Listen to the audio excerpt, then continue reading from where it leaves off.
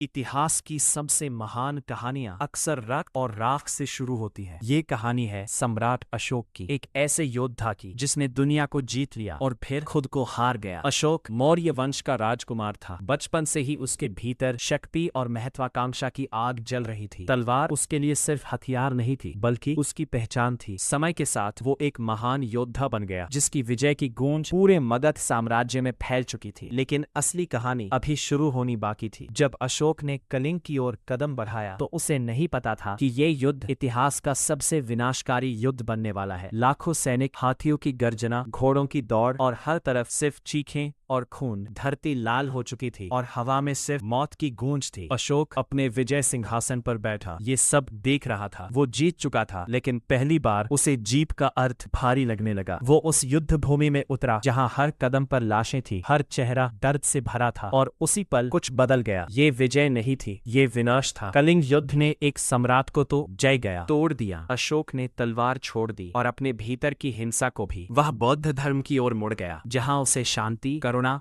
और मानवता का नया अर्थ मिला। अब अशोक केवल सम्राट नहीं था, वह धर्म अशोक बन चुका था। उसने अपनी साम्राज्य को तलवार से नहीं बल्कि विचारों से चलाया। सड़कें बनवाई, स्तूप बनवाए और धर्म का संदेश दूर दूर तक पहुंचाया। उसके शिलालेख आज भी बोलते हैं, सभी मनुष्य मेरे बच्चे हैं। ये शब्द किसी राजा के नहीं, बल्कि एक ऐसे इंसान के हैं जिसने युद्ध देखा और फिर शांति चुनी। समय बीत गया, लेकिन अशोक की कहानी अमर हो गई। एक ऐसा सम्राट जिसने दुनिया जीती और फिर मानवता को जीतने का रास्ता दिखाया। और शायद इतिहास में सबसे बड़ा विजेता वही होता है जो खुद को बदल सके। तलवारें जीत दिला सकती है,